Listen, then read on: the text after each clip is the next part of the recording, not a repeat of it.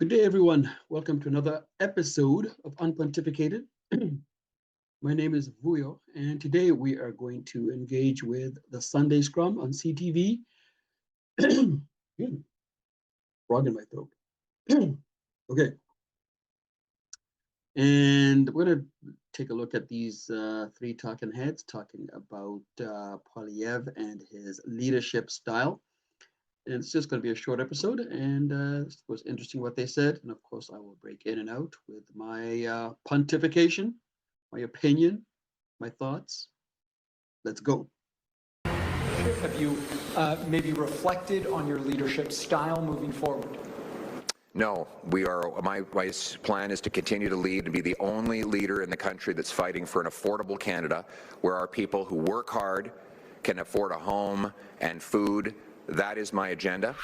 Conservative leader Pierre Poilievre this week saying he has no plans to change tax. Those were the first comments from Poilievre in the wake of announcements from two Conservative MPs that they're leaving. Minutes after the Liberals tabled their federal budget earlier this month, Tory MP Chris D'Entremont announced he was crossing the floor. His reason for jumping ship, he said in part, Poilievre's leadership style. By the way, Chris D'Entremont is my MP in Annapolis Acadie writing, and I actually sent him an email, kind of a scathing email about when I heard that he had crossed the floor. So this guy didn't just leave, he crossed the floor and went to the Liberals. And I went to a meeting with him and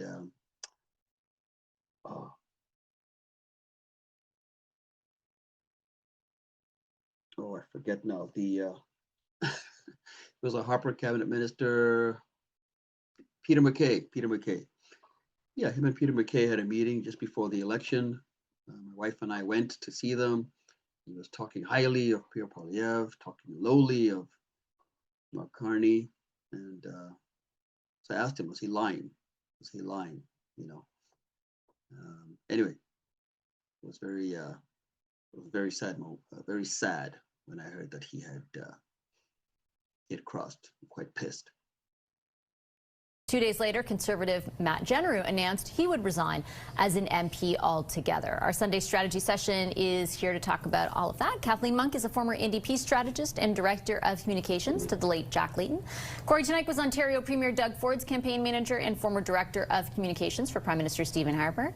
And Scott Reid is a CTV News political analyst as well as former communications director to Prime Minister Paul Martin. Hi, everybody. Hey there. So a week ago, we were talking about the events, Scott, that occurred, and we had yet to hear from Mr. Poilievre. This week, he finally responded. What do you make of what he said, how he said it, and what it says about the future of his leadership? Well, it says a lot, I think. It says a lot. Poilievre stands in front of a crowd, in front of the country, through the microphone and the camera, and declares, I've given it careful consideration, and I have concluded that I am flawless, that voters erred, and I need to fix nothing about myself. And I just... Now, this guy's obviously strawmanning and making fun of what Pierre Poilievre said, because Pierre Poilievre said none of those things. He didn't say it was flawless. He didn't say that the electorate erred. He never said any of those things. If you want to make that implication that that's what he means, I think that's far-fetched. And obviously, this guy is a liberal hack, so he's obviously going to say those things. But my opinion is that Pierre Poilievre right now is making his case to stay as party leader. Right now, his politics are more focused on the January leadership review that's going to happen. So many of the people who are going to show up for that review are people who believe that he is still the man for the job.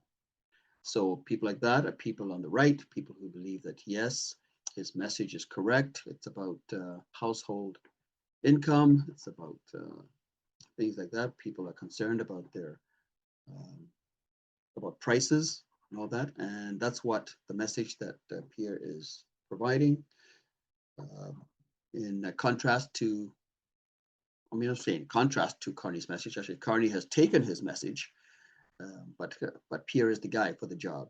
So I think what Pierre right now is doing is is making his case to stay as party leader.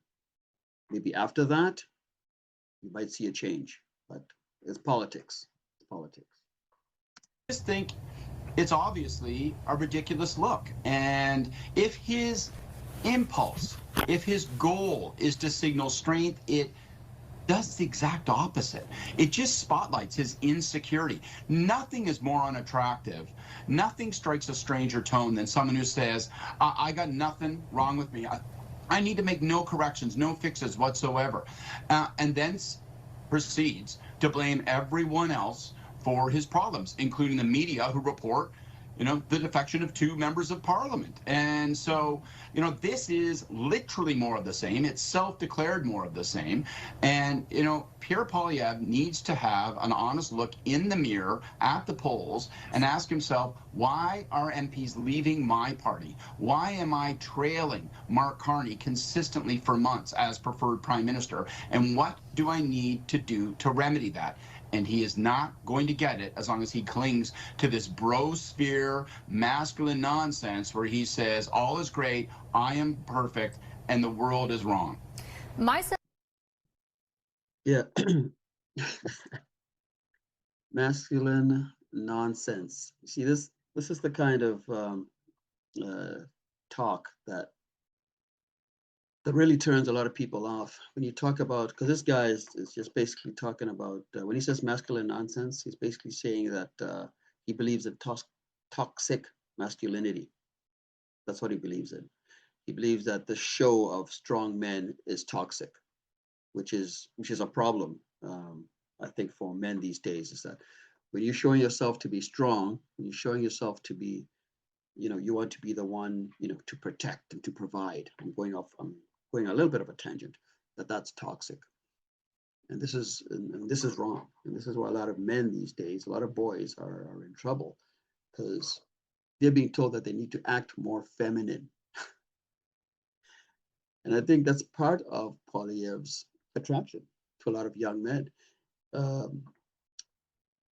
It's true that a lot of women, some women are turned off. A lot of women were turned off by Pierre Poilievre's message, but a lot of young men were not. Pierre Poilievre grew the conservative seats from what they had before. They grew. So, I mean, yeah, it's going to be tough. I think Pierre does have to bring some women in, bring some more people in. Like, the base is not going to have him win elections. He does need to be more of a big tent guy. So there's a tweaking I think he probably needs to do, but I think you may see that after the leadership review. That's what I think. Is that, the Poilievre camp, and Corey, you can explain this better than me, would say, like, okay, that's what the Scott Reeds of Canada think, but I'm not sure our supporters and the people who came out for us in the election want me to be as magnanimous as the Scott Reeds do. Do you think that's accurate, and do you think it serves them? Well, I think it's accurate that your hardcore super fans will tend to agree that there's nothing that needs adjusting, and they're not looking for contrition on any of these things. I think that's true, but I don't think that's enough people to win an election is the issue. Right now, Poilievre continues to trail his party in popularity. And the sort of mean girls, acidic apple eating kind of style that he brings to media relations at times, I don't think makes them more likable. I think it makes them less likable. So I don't get the strategy, and I don't get the tactics in doing that. And I just don't see what's gained by acting like a jerk, frankly. Kathleen, it's interesting because this press conference was an example of the type of Poilievre we had become accustomed to through the election and prior, really. But there were moves made by Poilievre and the people around him to try and augment that image in the last few months, in particular since he came back into the House of Commons, engaging mainstream media in a very different way, including this program, including on the CBC. Yeah. So you do see the tension of the two things kind of play out publicly. What do you think? What do you attribute that to? Yeah, it's almost like who was the briefer for this last press conference? Because it's not the same communications press officer that's been briefing him for the last few months since the election. It's a very different tactic. He's not engaging, he's just counter-striking. And that's what he used to do prior to Justin Trudeau and before he resigned and into the last election. And so, you know, I do agree with Scott. Did he learn any of those lessons? You know, frankly, attacking the media is the political equivalent of essentially like pulling the fire alarm. I got nothing else to say, I got to get out of here. And that was a huge mistake. And so you wonder, if I'm going to be charitable and give some points to Mr. Poilievre, I would say, hey, he was trying in an effort to not give more oxygen to the floor crosser's story. Yeah, you get some communication points for that, but not in how he executed it. Because it just turned everyone off by being that same aggressive, angry, negative, and then to go further by attacking the media was just too much. That's all I wanted to kind of engage with that scrum. They're going to talk about other things. But here's my take on Pierre Poilievre. Pierre Poilievre, I think, was doing the switch to getting on CBC, CTV, and some of these other left-leaning media, legacy media programs. I think it was good to allow his people to do that. I think it's good to allow other people to see them, to see him engaging with the Rosie Bartons of the world. I think that's a good thing. And you did see kind of a switch in his tactics. I think the switch back to being a little bit more aggressive has something to do with leadership review. That's what he's focusing on. He does want to stay on as the opposition leader of the opposition, and so that's what he's catering to right now. I think we will see him kind of get back to being more agreeable, focusing more on the issues specifically in a more likable fashion, because I do agree that you can't just pander to the base. If you want to be prime minister, especially as a conservative, Canada is it's a liberal country. That's just what it is. But there is a strong conservative people as well in Canada. But as conservatives, you have to bring in those liberals who vote either way, and or those people who could vote conservative, who could vote liberal, who are not hardcore liberals. And you have to bring them in, and you have to bring in some women. You just have to. A lot of women didn't vote for Pierre because they didn't like his style. I don't know what you guys think of that. I think Pierre does have to be careful. You don't want to, insanity, repeating the same thing and expecting a different result. Canada is Canada, and conservatives win elections by bringing in other people, bringing in those voters who vote either way, right? Because a lot of people, when conservatives had that 20-point lead, people were sick and tired of Trudeau. They had enough. Canada was failing. People were really suffering. And then those people who could go either way, when Carney came in, went back to Carney, went back to Liberal. They liked Carney's message. So we're not dealing here with the Trudeau incident. You now have to get those Liberals, those people who are going to vote for you when they're sick and tired of Trudeau. You got to bring those back. Let them know that Carney is just a different Trudeau, a more suave Trudeau. He's just a Trudeau who's even a better Trudeau than Trudeau, spending the same. I guess anything changed. I said in previous posts that I'm going to give Carney a year. I'll give him till April of 2026. Now the budget has dropped. Okay, we've seen that we're going to be in more deficits. They're calling it investments, but the deficit's a deficit.